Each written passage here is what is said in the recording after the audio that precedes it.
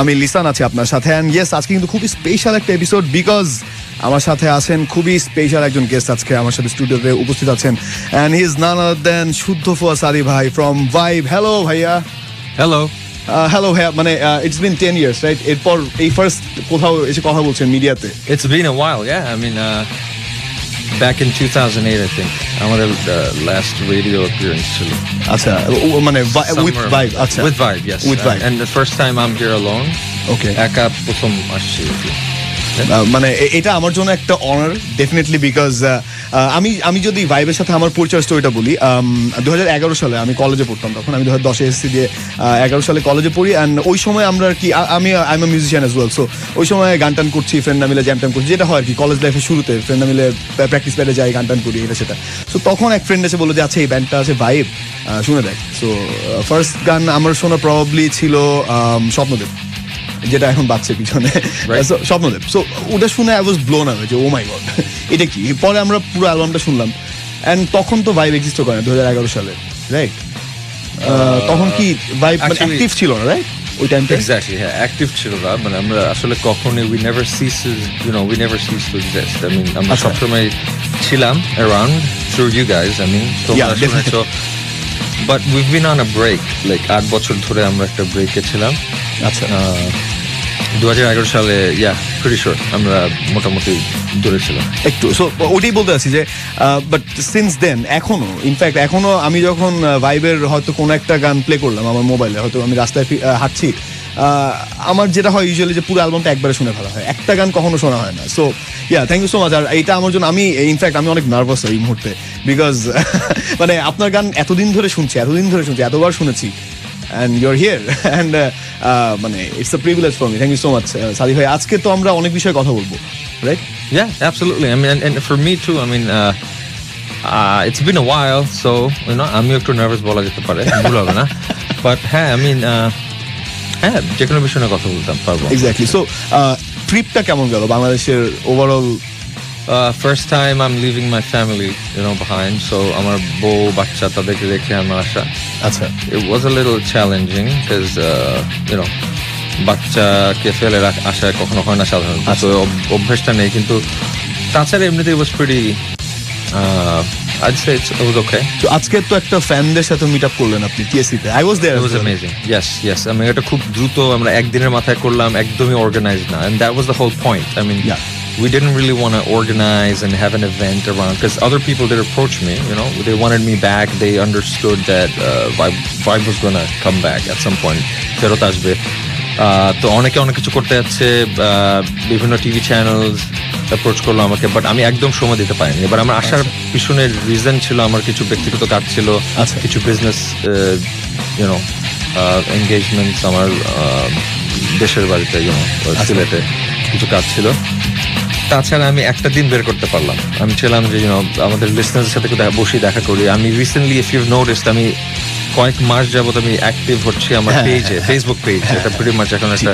সবারই একটা করে আছে সো আমি ভাবলাম আমি একটু অ্যাক্টিভ হই কারণ our listeners deserve it and yeah I mean we see it this way to be honest and I personally believe that I mean even the whole band owes a lot to the listeners and সে কারণে আমাদের ফেরত আসা এবং আজকের এই মিটটা was amazing it was inspiring for me I wish আরো মানুষ আসতে পারতো যথেষ্ট পরিমাণে এসেছেন কিন্তু অনেকে আবার একটু লোকেশন কনফিউশনের কারণে অনেকে পুরোপুরি ডিফারেন্ট একটা লোকেশনে গিয়ে বসেছিল and again আমি সবাইকে সুযোগ দিয়েছি বলতে যে তোমরা কোথায় দেখা করতে চাও তা আমাকে অনেকে বললো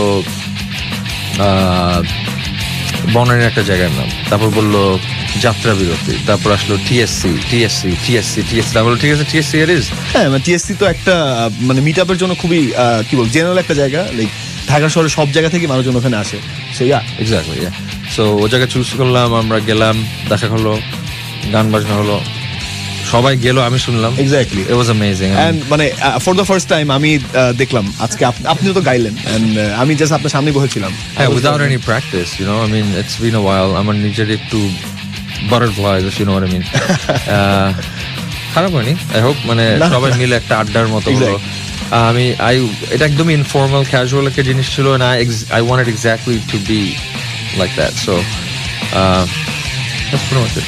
ভালো হলো। সো আপনার সাথে কথা হওয়ার ইয়েটা আমি একটু শেয়ার করি আপনার সাথে। সো ওই দিন হচ্ছে আমার পরীক্ষা ছিল, আমি ঢাকা ইউনিভার্সিটি স্টুডেন্ট, সো আমার একটা কুইজ ছিল, খুব একটা ভালো হয়নি কুইজটা, তো বের হয়ে হাঁটাহাঁটি করছি, চা খাচ্ছি, এর মধ্যে ফেসবুকে ঢুকে দেখি যে আপনার পোস্টে হ্যালো ঢাকা, আপনি প্রবাবলি বিশাল দুয়ে তোলা ছবিটা নাকি?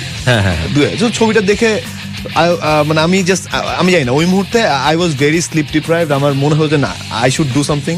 তো আমি কি করলাম, সাথে আপনার সাথে আগে আমার কথা হয়নি, রাইট? সো আমি জাস্ট আপনাকে ইনবক্স করলাম and you responded. So I usually do. I mean, why wouldn't I, right? I mean, Exactly. আমার মাঝে মধ্যে একটু দেরি হয়ে যায়, but I go back like a few months back even, and I get to each and every one of those messages because they mean a lot. I mean, without those messages, without those people, আমি তো কিছুই না, right? So, করবো না কেন respond?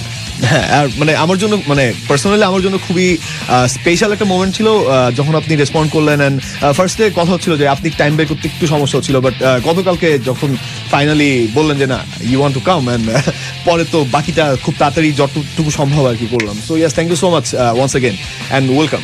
My pleasure. আচ্ছা, so আমরা একটা গান শুনে আমরা আবার ফিরে আসি আড্ডায়। আর সিন্স ইউর হিয়ার, ভাইবের গান দিয়ে শুরু করবো আজকে। And যে গানটা এখন প্লে করবো এটা হচ্ছে আপনাদের সেই অ্যালবামটা, সেই ব্রিলিয়ান্ট অ্যালবামটা যেটা আমরা রক লিসেনাররা সবাই শুনি, চেনা জগৎ অ্যালবামের টাইটেল ট্র্যাকে প্লে করছি, স্কল চেনা জগৎ। আর এটা তো 2007 সালে বের হয়েছিল। ইয়েস, যারা শুনছেন, আর একটা কথা গানে যাওয়ার আগে একটু বলে নিতে চাই, যারা শুনছেন যদি শুদ্ধ ভাইকে কিছু প্রশ্ন করতে চান, কিছু জানতে চান তার কাছে, যদি কোনো রিকোয়েস্ট করতে চান, এনিথিং, কেমন লাগছে তার সাথে এতদিন পর কথা বলতে পারে, জাস্ট SMS করে ফেলুন। SMS করার জন্য মোবাইলের মেসেজ অপশনে যাবেন, গিয়ে টাইপ করবেন DHOL, দ্যাট ইজ ঢোল, স্পেস আপনার নাম, স্পেস আপনার মেসেজ, লিখে পাঠিয়ে দিবেন 22010 এই নাম্বারে। এছাড়া ফেসবুকে একটা পোস্ট আছে, সেটার জন্য চলে যাবেন facebook.com/ঢোল FM, এটা হচ্ছে রেডিও ঢোলের ফেসবুক পেজের অ্যাড্রেস। সেখানে গেলেই দ্য লেট নাইট শোয়ের পোস্ট আছে, অ্যান্ড সেখানে দেখবেন যে শুধু ভাই ইজ দেয়ার, অ্যান্ড সেই পোস্টের নিচে কিন্তু কমেন্ট করে ফেলতে পারেন, অ্যান্ড খুব ইজিলি আমাদের সাথে কানেক্টেড হয়ে যেতে পারেন। অ্যান্ড আমি কিন্তু বেশ কিছু SMS কমেন্ট দেখতে পাচ্ছি, পড়ে ফেলবো। গানে চলে যাই, চেনা জগৎ বাই ভাইব, গানে পরে আবারও ফিরে আসছি দ্য লেট নাইট শোয়ের এই স্পেশাল এপিসোড নিয়ে, যেখানে আমার সাথে আছেন স্বয়ং শুদ্ধ ফুয়াদ সাদি ভাই। So yes, I will be right back. Till then, keep rocking with Radio Dhol 94.0 FM. The only rock station of the country. This is the Late Night Show.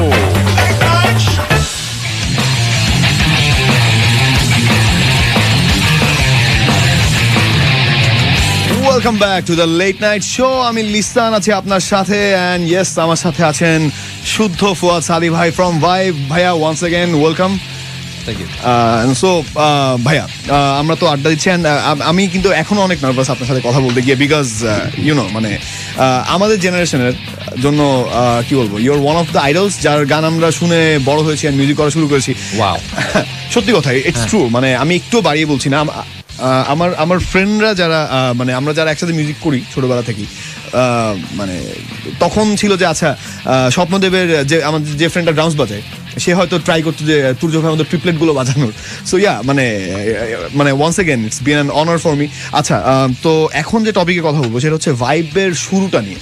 কারণ মানে আমাদের জন্য, আমাদের বয়সী যারা একটু পরের দিকে যারা মানে নিউ জেনারেশন যদি বলতে চাই, আমাদের জন্য ভাইবের গান শুধু আমরা শুনেছি, কিন্তু ভাইব সম্পর্কে ডিটেলস আমরা খুব একটা জানি না। সো ভাইবের শুরুটা যদি বলতে হয় যে কিভাবে শুরু হলো, যদি একটু বলতেন। Right. So, তুর্য সাব্বির হোসেন তুর্য, আমাদের ড্রামার, আমাদের প্রিয় টিজে, আর আমি বেসিক্যালি আমরা দুজন মিলে মোস্টলি বলা যায় we are the co-founders, and সাবের আহমেদ খান, সাবিন, আমাদের মাহের খান নেমেসিস তার ভাই, তো আমরাই মোটামুটি co-founders হিসেবে ধরা যেতে পারে।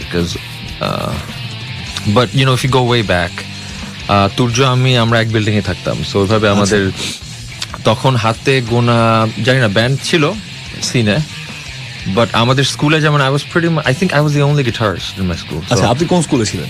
Mastermind. Okay. স্কলাস্টিকা থেকে ভেঙে ওরা ঢুকলো প্রথমে, we were like the first batch. আচ্ছা, সেটাই। হ্যাঁ, বাজাতে পারতাম না, কিন্তু I was a guitarist apparently. So ওভাবে শুরু। তুর্য ড্রামস বাজাতো, he had a Bapi drums kit, Bangladesh খুবই ভাঙাচোরা একটা ড্রাম কিট, আর আমারও খুব একটা অর্ডিনারি গিটার ছিল। তো আমরা এভাবে শুরু করি। আমাদের ধানমন্ডি থাকতাম আমরা দুজন, আমরা ছাদে টুকটাক শো করতাম, you know, like 31st nights, আচ্ছা এইসব ওকেশন আশেপাশে ছাদ থেকে মানুষরা উঠে দেখতো। আচ্ছা। আমরা হচ্ছে আমাদের তো অডিয়েন্স আছে, স্পেক্টেটার্স, দে লাইক আস। আচ্ছা তুর্যর বাবা আমাদের জামির আঙ্কেল, উনি একদিন বেসিক্যালি আমাদের বাজানো রেকর্ড করে ফেললাম আমাদেরকে না জিজ্ঞেস করে। তো তারপর আমাদের শোনানো হলো and we are like oh wow, it's actually a song, you know. একটা গিটার আর ড্রামস একসাথে বাজে, একটা কিবোর্ড, রাকেশ আমাদের একটা ভাই ছিল ওই বিল্ডিং এ, ও বাজাতো। আচ্ছা we're like wow, you know, we sound, you know, we did, আমাদের গান হয়ে গেছে একটা। এটা কি অরিজিনাল গান ছিল? I mean, না এভাবে ফার্স্ট আমরা প্রথমে আমরা মজার জন্য বাজাতাম, আচ্ছা, আচ্ছা, তারপরে আমরা we're like okay, so we can really do something, you know, have fun.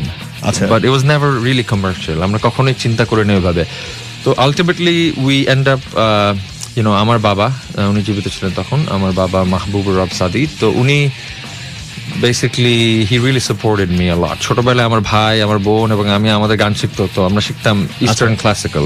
আচ্ছা ইন্ডিয়া থেকে গুরুজি এসে তালিম দিতেন আমাদেরকে, উস্তাদ মঙ্গলচন্দ্র মন্ডল। সো এগুলা মোটামুটি জোর করে শেখানো হতো আমাদেরকে। আচ্ছা একদম ছোটবেলা থেকে? একদম ছোটবেলা রবীন্দ্রসঙ্গীত শিখতাম আমরা। আচ্ছা। হ্যাঁ।